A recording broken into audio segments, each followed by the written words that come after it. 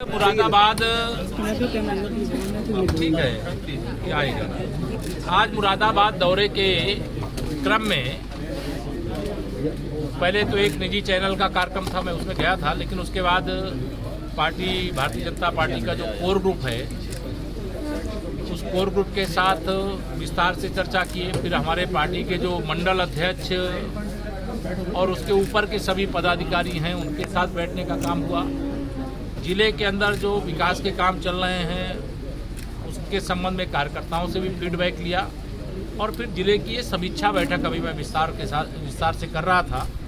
और जिले का विकास हमारी प्राथमिकता है।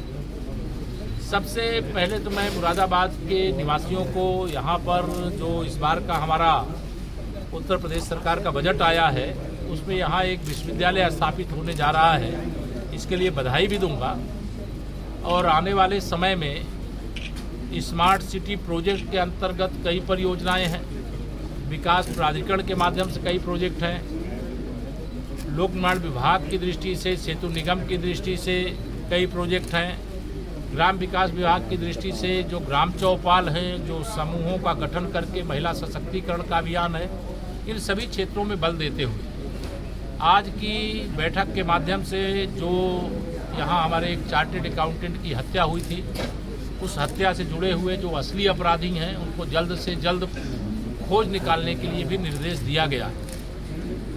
मैंने यह भी स्पष्ट तौर से कहा है कि मैं चूँकि भारतीय जनता पार्टी का कार्यकर्ता पहले हूँ, उप मुख्यमंत्री बाद में हूँ, इसलिए जितने भी अधिकारी हैं यहाँ उन सबको स्पष्ट तौर से मैंने खुलेआम कहा है कि भारतीय जनता पार्टी का बूथ अध्यक्ष हो चाहे जिला अध्यक्ष हो, हमारा कोई ग्राम प्रधान हो और चाहे जिला पंचायत के अध्यक्ष हो, हमारे चाहे कोई माननीय विधायक हों चाहे विधान परिषद के सदस्य हों, इनके माध्यम से जो समस्याएं हैं बताई जाती हैं उनको सर्वोच्च प्राथमिकता के आधार पर समाधान करना है। मैं 25 जिलों के प्रभारी के नाते कभी भी ये स्वीकार नहीं कर सकता कि मेरे आने पे मेरी बात सुनी जाए और मेरे कार्यकर्ता की बात ना सुनी जाए। मेरी प्राथमिकता रहती मेरे कार्यकर्ता की बात को सुना जाए। वैसे अधिकारियों से जो फीडबैक मिला है वो संतोषजनक है। जिला विकास के पथ पर तेजी से आगे बढ़ रहा है। यहाँ जो भी समस्याएं आई हैं उन समस्याओं को लेकर के चर्चा हुई है और जो इस जिले की आज की बैठक के माध्यम से निर्देश दिए गए हैं उनका अनुपालन करते हुए जो जिले से संबंधित हैं, जो मंडल स्तर से संबंधित हैं, उनका समाधान करें और जो शासन से संबंधित हैं उन समस्याओं को शासन को प्रेषित करने का काम करें।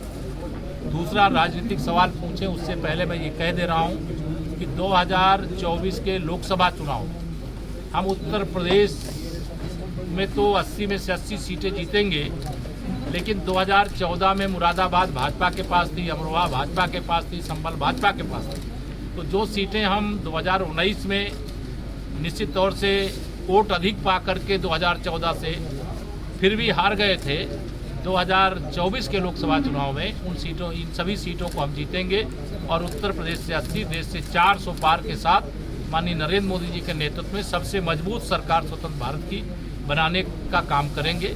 यह मैं राजनीतिक दृष्टि से आपके सवाल आए उससे पहले मैंने बता दिया। जी सर, आपके द्वारा कहा गया है अखिलेश यादव का अगर बस चले तो मेरी हत्या करा सकते हैं, क्या मामला सर? क्या नहीं, मैं आप उसको गलत परिप्रेक्ष्य में लिए हैं, क्योंकि समाजवादी पार्टी के मुखिया श्री अखिलेश यादव जी लगातार अहंकारपूर्ण बयान देते रहते हैं और मैं जब भी हमारा जो वैचारिक दृष्टि से, राजनीतिक दृष्टि से विरोधी दल का भी नेता होता है तो उसके प्रति आदर सूचक शब्दों का प्रयोग करते हैं, लेकिन श्री अखिलेश यादव जी की आदत है अपमानजनक शब्दों का प्रयोग करना।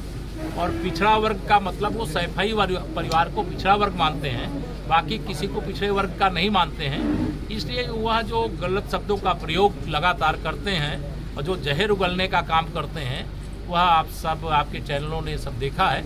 उसके क्रम में जो सवाल था उसका मैंने जवाब दिया है कि उनका बस चले तो मुझे वह ऐसे सभी स्थानों पर से हटा दे। चूँकि सपा समाप्तवादी पार्टी बनने जा रही है, सपा एक डूबता हुआ जहाज है, सपा का अब राजनीति में, उत्तर प्रदेश की राजनीति में कोई भविष्य नहीं है।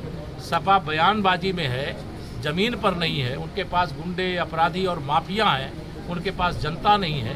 जनता भारतीय जनता पार्टी की डबल इंजन सरकार के कार्यों से प्रसन्न है। हमारे पार्टी के कार्यकर्ता दिन रात मेहनत कर रहे हैं, इसलिए आदरणीय प्रधानमंत्री नरेंद्र मोदी जी के नेतृत्व में देश और आदरणीय मुख्यमंत्री योगी आदित्यनाथ जी के नेतृत्व में प्रदेश मजबूती से आगे बढ़ रहा है। और इसका हमें लगातार जब भी चुनाव होते हैं उसमें विजय मिलती है। सरकार में हम लोग आते हैं और जनता की सेवा करते हैं। कैसे जी जान का खतरा बताया, एक आपका बयान बोला, है कि- उसी पे तो बोला मैंने, आप सुने। नगर निकाय चुनाव को लेकर क्या लग रहा अभी तो माननीय सर्वोच्च न्यायालय में कल सुनवाई है। माननीय सर्वोच्च न्यायालय जो भी आदेश देगा, भारतीय जनता पार्टी चुनाव के लिए तैयार है और 27% पिछड़े वर्ग का जो आरक्षण है वह सुनिश्चित करते हुए चुनाव कराएंगे। ये आश्वस्त ये है कि हिंदू नंबर पे जो छुट्टी की घोषणा हुई तो सभा सांसद एहतियात मिलकर बस में क्या है? देखिए, हिंदू नववर्ष पर देश की संसद में छुट्टी हुई, मैं उसका स्वागत करता हूँ। उत्तर प्रदेश सरकार के माध्यम से श्री रामचरितमानस का अखंड पाठ हर जिले में कराया जाए, समितियों का गठन करके। यह नवरात्रि का समय है तो माँ दुर्गा सप्तशती का पाठ कराया जाए, ऐसे आयोजन किए जाएं। वो हम लोगों ने सरकारी स्तर पर भी व्यवस्था की है। और जो इस प्रकार के बयान देते हैं उनके बयान का कोई महत्व नहीं है, उनके बयान को कोई गंभीरता से नहीं लेता और ऐसे बयान को मैं रिजेक्ट करता हूँ। Thank you sir.